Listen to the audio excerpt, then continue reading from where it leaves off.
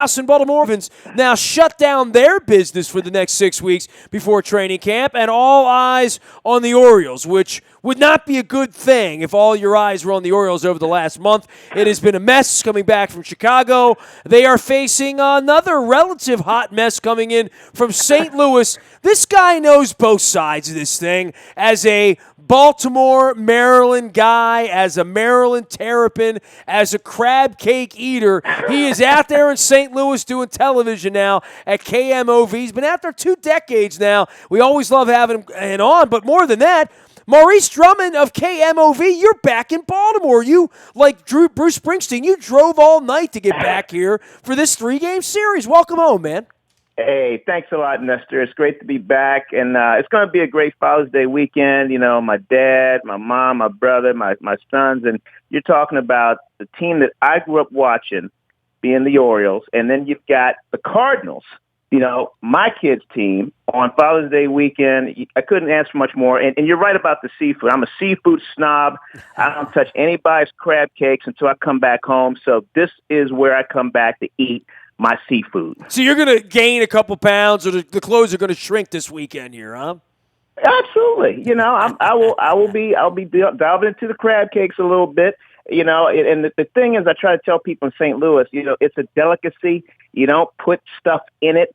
You know, it's the lump meat. You just very light batter on it, and just go ahead and tear it up, man. Well, you're going to be tearing it up all weekend. Hey, before I get to the Cardinals and to baseball and your journey and who you are, and you're a Baltimore guy, you know, you have an interesting story for all Baltimoreans this week in that you covered Jeremy Maclin. And I must say that I talked to a lot of folks out in Kansas City, and the first thing you notice on his Wikipedia, he's from Chesterfield, Missouri, which I knew was St. Louis. I knew he went to Mizzou and all that stuff. And the first thing you told me when I reached to you was, hey, you got a St. Louis guy there playing football. He's got to be introduced to some crab cakes out here as well, but we're getting a hell of a football player. I got to be honest, man, there's a much bigger pep in the step around the Ravens this week than there was last week. We lost Tavon Young, lost Dennis Pitta. The Maclin pickup is sort of the Wizard of Ozzy, and I know you have a love affair going on with Jeremy Maclin out there. Yeah, I go way back with Jeremy Maclin. This is a guy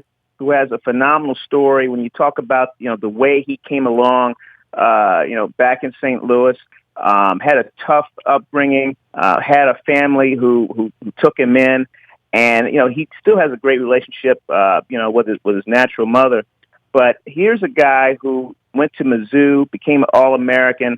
I would say the speed, the blinding speed that they used to have, you know, because of surgery and some injuries, not quite the burner that he used to be, but for that Ravens offense, they can absolutely use a guy like that. He's a veteran. He's been around, and he can still stretch that field, Nestor. If they can give him that ball in space, I think he can definitely add something to the offense with, you know, running under a couple of Joe passes. I don't think there's any question about that. You know, I talked to a handful of people this week about him after the Ravens acquired him, and the first thing everybody says, what a good guy he is. You know, like everyone in Philadelphia, everyone in Kansas City just said, man, you're getting a really good guy there for your football team. And as you know, being around this as long as you've been around this, not just making our lives easier as media or when they're out signing an autograph or taking a picture. That's how you win. You win with guys that are good guys. You win with character and integrity. That's how the Ravens won here 4 years ago. Yeah, he has incredible integrity, and I think he's going to have a chip on his shoulder, Nestor. When you talk about a guy who went to Kansas City to be the number one guy, to be, you know, the number one target for Alex Smith, and then he gets cut by his head coach almost after the weekend after he gets buried. You know, I think he's going to have something to prove when he comes in there, and I think when you talk about a guy like Maclin, again, a guy who can stretch the field, terrific hands, good blocker, but like you said, a guy who definitely brings some great character to the locker room. I think it's an outstanding pickup. The Ravens need somebody. I mean, they need to get some points on the board. I know Maclin can be that guy. He is Maurice Drummond. He is the KMOV sports director out in St. Louis, Missouri. He has made the long, all-night trek from the Gateway City, driving back to his homeland here. Tell everybody about yourself growing up here and whatnot. I mean, you're a Baltimore guy. You went to College Park, but you were on television down in D.C. Unlike a lot of homegrown talent, you weren't the guy on the air here being the weekend guy to the weekend guy and all that stuff. You made your life in a different direction, but you've been out there for a long, long time, right? Yeah, I'm looking at 30 years in the business. Wow. This fall, and when you think about it, I go back to the days where coming along at College Park and just kind of getting an appreciation for the business behind the scenes. And really, for the first 15 years of my career, I was behind the scenes. I mean, everywhere from started BET, I was at ESPN, Sports Channel in New York. Went out to St. Louis, and then I was at WSA, right down the road in Washington D.C. And when I went out to St. Louis, it was one of those things where someone said, "Hey, what do you think about being on the air? Let's try that." And the rest was history. And I think a lot of the success that I've been able to garner over the last few years really came from being behind the scenes. I think if you're a guy who can understand how to put together stories, how to be a good teammate behind the scenes in terms of being able to set up producing shows and just being able to bring things together, from behind the scenes. I think when you get on the air, to tell you the truth, I'm not going to say it's a piece of cake, but I think it is a situation where you definitely know you don't need a lot of help out there. Exactly the stories that are needed, and you just go out and execute. Well, part of St. Louis, the story is always the Cardinals, right? I mean, that's life there, and the Rams are gone now, and I know the Blues are beloved and all that, and they're still waiting to win out there. But this is a tough summer for the Cardinals right now. This is unusual, and I know for the Orioles around here, we got a little spoiled the last couple of years on winning, and certainly the Ravens have been that kind of franchise. But in St. Louis, the Cardinals are in this every summer. They're always involved. They've always been, an upper echelon franchise and well thought of. And, I always think about what life would have been like with Bill DeWitt around here instead of this maniac we've had running our team the last 25 years. But that being said, this is a bad turn for the Cardinals organization right now. It's not a good look. Yeah, and you know what, Nestor? This is very, like you said, very un-Cardinal-like.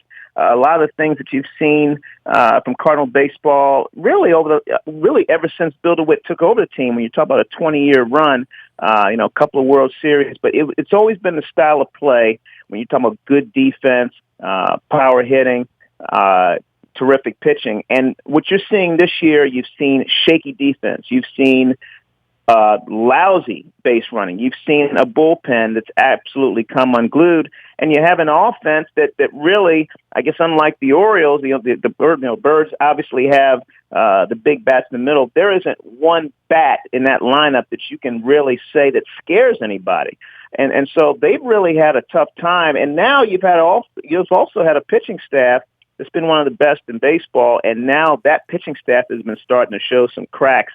At the top of the rotation, you got a Carlos Martinez who came into the year as I would say is probably second tier Cy Young candidate. Terrific stuff. Adam Wainwright is a guy who's been one of the great veterans over the last few years, and he's really having to redo the way he does things now. I mean, he doesn't have that Uncle Charlie break like it used to. Yeah, he's like the worst starter. He's like the number 5, and he's the name you look at and say, hey, on Saturday we're going to see Wainwright pitch, but he's been their worst pitcher, right? Well, but I would say he's pitched better of late, but I will tell you what, the first 5 starts, it was brutal for Wainwright. He's really had to kind of go back to the drawing board and just kind of realize that, now that he's in his, close to his mid-30s now, he just can't, he can't throw the hard stuff like he used to. Things don't break quite like they used to. So he's now having to kind of, redo the way, he does things on the mound right now. I think the one thing about the Cardinals that I think has probably really been just kind of gotten everyone for a loop is just the lack of discipline on the bases. I mean, this is a team that has gotten thrown out more times than anyone on the bases in baseball.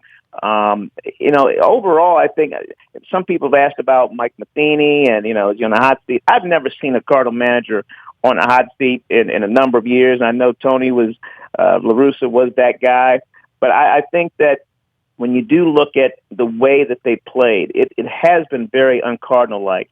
I don't think he's on the hot seat, but there were quite a few changes over the last couple of weeks, where GM John Mozeliak demoted a couple of coaches, and I think a message has been sent that this is not Cardinal baseball, and I think things are starting to get a little tight around there. Yeah, Cardinals got wiped out by Milwaukee. It's been really streaky, man. They went like a week and a half without winning, and then they beat the snot out of the Phillies. But the Brewers have really come on this year and been better and sneaky good, and I think the Cardinals found that out this week. And everybody's waiting on the Cubs, right? I mean, we saw the White Sox earlier this week. I talked to some folks out in Chicago. It's like, all right, at some point they'll start to pitch, but will they at this point? And that's the one thing the Cardinals have not had a problem doing. I mean, the Cardinals have had good pitching this year. Well, you know what? The best thing about the Cardinals year right now, Nestor, is that they play in that division. And the fact that you have a Brewers team that you're not quite sure, who they are, they're starting to establish themselves. One thing about the Brewers, they can hit. And the pitching hasn't been that bad either. Former Oriole farmhand, Zach Davies, doing a pretty good job. We're aware. We're aware of Rodriguez in Boston. We're aware of Arrieta in Chicago. We're aware of all of them at this point. I'm aware of Miguel Gonzalez, even though they scored 10 runs off him the other night. I'm telling you, you keep seeing that. And so I think for the Cardinals, everyone's kind of waiting on the Cubs, but the Cubs have been stumbling. They have been lousy on the road really all season long. You got a Pirates team that looks like they're probably going to be out of it all year. Cincinnati hasn't been that bad. They've actually beat up on the Cardinals this year. So if there's anything about the Cardinals that people can say that they can hang their hat on, it's the fact that it's a Central Division that is still winnable. If they were in any other division, look, if they were hanging out with the Houston Astros right now or anyone else, I mean, the Cardinals are probably starting to pack it in for the year. But the fact that they still have a shot is pretty amazing. He is Maurice Drummond. He does all things sports at KMOV out in St. Louis. He's back home. Tell everybody about driving home the way you did. You didn't bring me any Pappy's barbecue. You didn't bring me any Ted Drew's. I mean, I figured there'd be a Polynesian concrete, coming across Route 70 here. But, you drove all night to come home and be a part of this with your family. And I guess the Orioles and baseball and the Cardinals. You must have circled this one on the calendar when it came out, right? Matt, I circled this one a while ago, Nestor.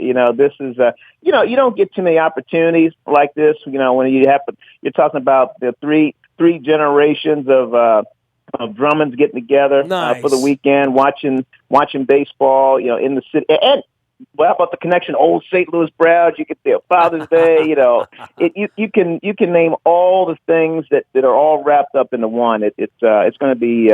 It's going to be quite a weekend. So you don't have any problem out there in St. Louis right now flying your Ravens flag because there's no football anymore. Dude, my heart breaks for St. Louis. I mean, I've spent enough time out there, and, I know the stadium situation was different, and I know the league screwed them over and kind of pulled the team out of there to go back to L.A., and, I think Stan Kroenke's a real creep, quite frankly, and, I won't have any use for the Rams for what they did to St. Louis, but all that being said, it's gone, and much like we saw San Diego packing up over the weekend as well, it leaves behind a real sad residue, as I know as a child, and I know as a young guy as well, that we saw our team leave here when we were kids. Yeah, it was, it was the worst story that I think I've covered in my career was watching the Rams not only just leave St. Louis, but the way it was done, the way it was, the fix was in, Nestor. I mean, it was sleazy. This was the league. This was Kroenke. This whole thing. You had a group in St. Louis who just, worked. I mean, it was a task force that was appointed by the governor. They spent almost $20 million just to come up with a plan, with a stadium plan to present to Kroenke. It all went up in smoke. And the whole thing was already orchestrated, and it was just absolutely an awful situation. And it really reminded me a lot of what happened in Baltimore. I just remember those days when, Bob Irsay was shopping a team around and, at the same time, holding the city hostage. Hey, what are you going to do? And the fans, I just remember as a fan, like, hey, you're putting a terrible product out there, number one. And number two, we know you're going to move the team. Well, the same thing happened in St. Louis. A lot of people were trying to say, well, St. Louis is just a baseball town. They don't care about football. You go back and look at the attendance for some of the worst football in NFL history over the last 10 years in St. Louis, and those fans showed up, Nestor. They came out despite the fact that there was an awful product being put on the field. And they knew a good product because they won a championship. Right. They won a champion, went to 2 Super Bowls, and had legendary players. I mean, look at all the Hall of Famers banging around there from that era, right? Absolutely. You got, right now, I know this past summer, I went to Canton for Orlando Pace's Hall of Fame induction. He actually does a show with me on every Sunday night. This guy every one of those guys are just beloved figures in that town. Falk and Kurt Warner and Torrey Holt. Kurt Warner. Yeah. I'm going to Canton for Warner's induction in August. I mean, these guys were rock stars, and it's interesting to talk to those guys because they said, you know what, we're almost kind of like guys without a home now, because now you have a city, where they brought glory to the city, and now there's no team there, and it's really a strange place for them right now, as well as it is for the old St. Louis Cardinals too, because that team is out in Arizona. So it's really it's a city where they've lost 2 football teams, and I don't think they're going to have a chance to be a 3-time loser. I think St. Louis is done with the NFL. He is Maurice Drummond. He is home for the weekend and home for Father's Day. He is a Baltimorean trapped out in St. Louis eating Ted Drew's and not bringing me any KMOV out in St. Louis. So. I got to take care of you better than that, man. You're getting some Ted Drew's when I get back here next time. I got to figure it out, man. We definitely, when I fly through the airport out there now, I get it in the canister. I buy it right there. I mean, they need to open up like a fresh concrete joint out there in the Lambert Airport. But it's amazing. We'll work on that, man. And you're right. And the Pappy's barbecue is great too. Hey, are your kids are Cardinals fans though, right? How old are they? They are soon to be 15 this month and 11. They love baseball. Well, it comes honest, right? Out there, you got to be a Cardinal fan, right? They're a big Cardinals fan. They love the Blues, and you know what? They like the Orioles too.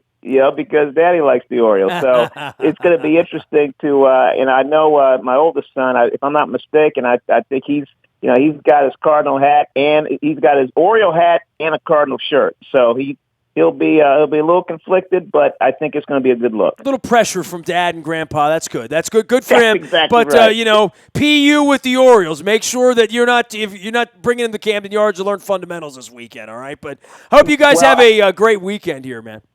Well, we're looking forward to it, and I guess the one question I will ask you is how many times are the Orioles going to keep any balls in the ballpark? Because I tell you what, the Cardinals pitching staff, at least the bullpen anyway, Brett Cecil, you saw pitch a lot for Toronto. He, at one time he's been giving up the gopher ball big time, and I know Oriole pitching has been brutal. Well, it's the starting, it's the relieving, it's the injuries. Davis isn't around. Hardy's breaking down. Machado's stunk. It really has not been anything. It's kind of been everything. Keep your eye on this kid, Trey Mancini, though. He's a lot of fun. And Wellington Castillo came over. He's having a decent campaign. And, Adam Jones is still beating it around. But these are tough times around here right now, and only a year and a half left on a lot of contracts for Adam Jones, for Machado, for Zach Britton, who's been on the DL. But really, the story here, Maurice, very simple, man. The pitchers can't get to the 5th inning. I mean, they're just – it's just not any good. The rotation's no good. Starting with Gosman, Miley has stunk the last month. Jimenez isn't even in the rotation. They are really, really scuffling. Tillman. I mean, Tillman was okay on Thursday. Cardinals aren't going to see him, but, his ERA's 8, man. There's no sugarcoating that. And, he began the season with the injury. I had him at 78 wins when the season began, and I think my prediction's smelling pretty accurate right now. They're in a little bit of a tailspin. You picked a weird time to come here. I mean, the Cardinals are coming in, then the Indians get here all next week, and they're trending in the better direction right now after a rough start as well. So, tough week of baseball. The Orioles have been a better team at home, so we'll see if they turn it on this weekend. Hey, it's great to have you home. Eat 100 crab cakes in my honor, and don't eat any tourist crab cakes, all right? Oh, no. I know where to get the good stuff from, and I just can't thank you enough for inviting me on, Nestor. And like I said, I will have some Ted Drews for you next time. Oh, man, have two. Take your kids for me, man. Make me jealous. Send me pictures on the internet right now. That'll work. Hey, That'll work, man. Be well. Have a great weekend here. We'll be following you out on Twitter and saying hello to KMOV, man. All right, Nestor. Thanks a lot, and a good weekend, a good Father's Day weekend for everybody. You got it. Maurice Drummond from Baltimore of St. Louis and KMOV doing a homecoming with his family. Drove in a car with a family roadster from St. Louis back to Baltimore to see the Cardinals and the Orioles this weekend for a little Father's Day reunion. Nice story there. For everybody out there celebrating, I hope you guys have a fantastic weekend. I'm easy to find out in the Bahia Toyota Audio Vault. 24 hours a day from anywhere in the world. You can find us. Just download the TuneIn Radio app. We do come in crystal clear. The morning newspaper ships to your email inbox at 7 a.m. That is all brought to you by Planet Fitness and PlanetFitness.com, where it's still $10 a month to join and get in the best shape of your life. I'm on Facebook, Twitter, LinkedIn, Snapchat, Instagram, and streaming live on our Facebook as well as our YouTube WNSTV channel. We are WNST.net, AM 1570, and WNST Towson, Baltimore, and we never stop talking Baltimore sports.